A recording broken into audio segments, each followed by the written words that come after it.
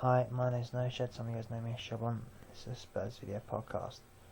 I'm actually taking my lead from a guy called Melaman Ace. Not the Cuban rapper, but a poster on Spurs Forum. He's probably one of the most knowledgeable posters on the Spurs Forum and goes to a ton of games. You call him Solid Brunei because he's like a gazillionaire trader or something. So, and basically, he actually had like quite a brisk number of points as to why he thinks, we're not doing that great. First of all, Harry's been able to motivate the players, and I don't know what it is. The passion seems to have been gone. For me, a lot of it boils down to the trial, the England thing. I just don't think Harry's as focused on Tottenham as he once was. And look, if the media are linking you, everyone is linking you with the England job.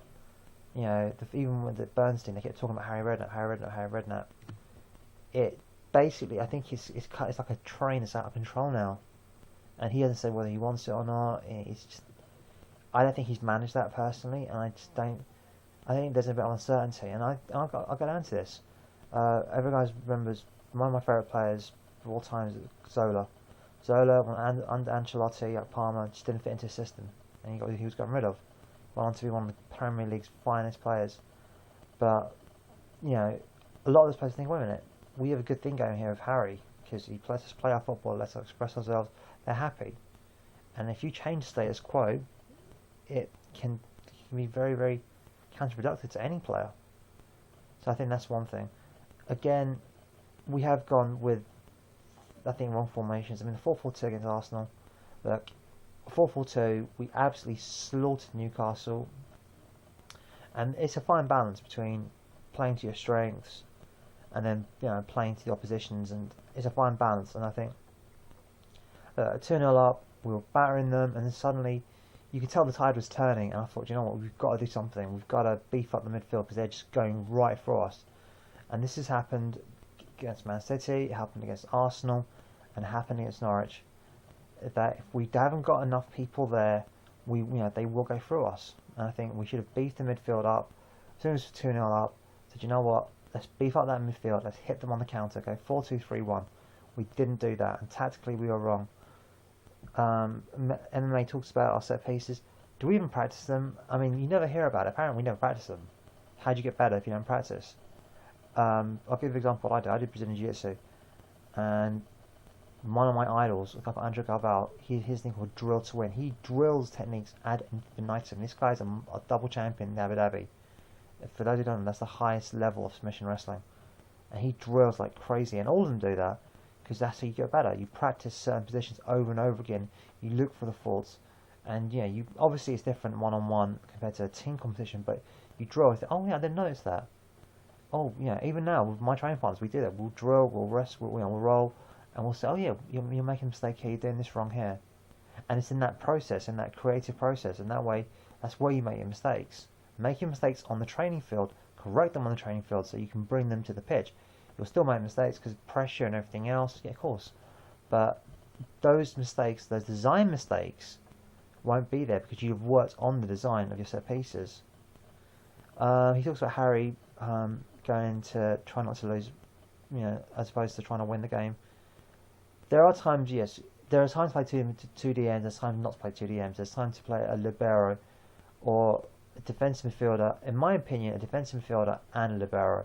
I think that's when they're strongest. I think if Huddleston was fully fit, him and Parker would just work beautifully together because Huddleston's ability on the ball complemented by Parker's ability off the ball.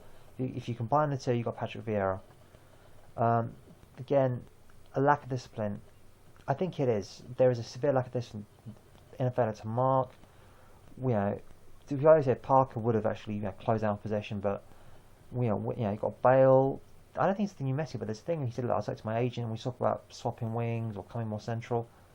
No, you don't talk to your agent about that. Your agent is just there to make you as much money as he can, But he's there for your interests. But your interests have to serve the team's interests. I think that's something that a bit worries me a little bit. Again, Melo talks about lack of squad rotation. Look, for me personally, when we were quoted about the best, we can go for the title. So no, we've got a good 11. And I think we can challenge. Our 11 can challenge. I think our 11 to this day can challenge any other team's 11.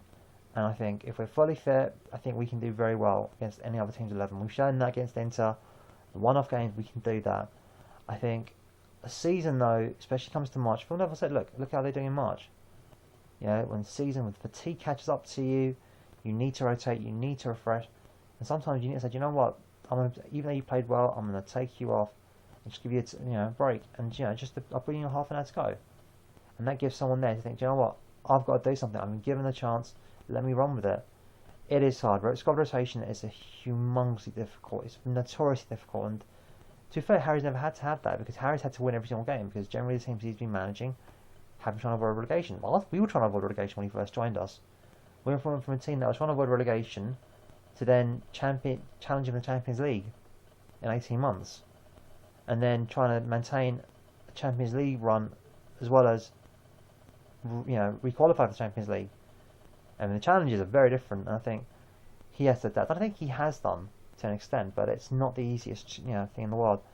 Melo is not, he thinks like a clinical striker. Again, Adebayor, he's not a Drogba, he's not an Eto'o. No matter how much money he gets paid, he's not one. He's neither of those. I think one thing is that you never see him take free kicks. He's not got the heart or accuracy of a shot. But I believe like holding up, link play, he's had 3 or 4 goals disallowed. He's got loads of assists, and in terms of, and I don't like assists because, he may not have had the final touch on the ball that led to the pass that led to the goal, but he's been heavily involved in our build-up play. So, but we need another clinical striker, another player that can hold the ball up. But lack of strength, which goes to the lack of strength in the squad in January when we're title challenges. He was saying that we started Nelson Saha. But Saha did great. He scored 3 goals in his first 2 games. And he has scored goals. The 34-year-old. And who are we going to get in? First of all, to come in from January. Secondly, where's the money?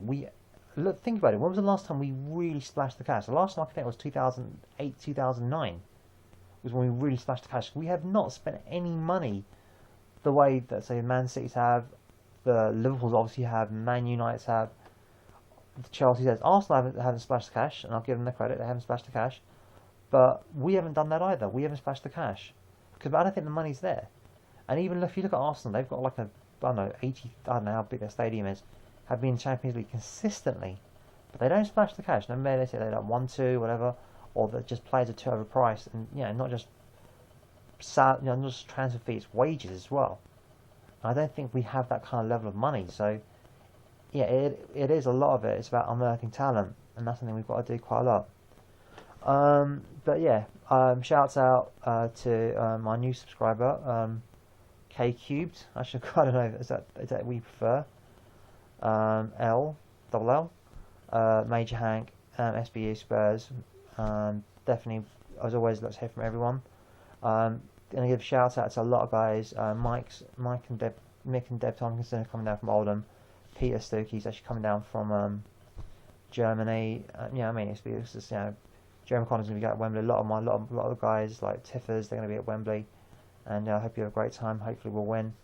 I'm going to do a second part. We're going to talk about the king and whether the king needs to abdicate.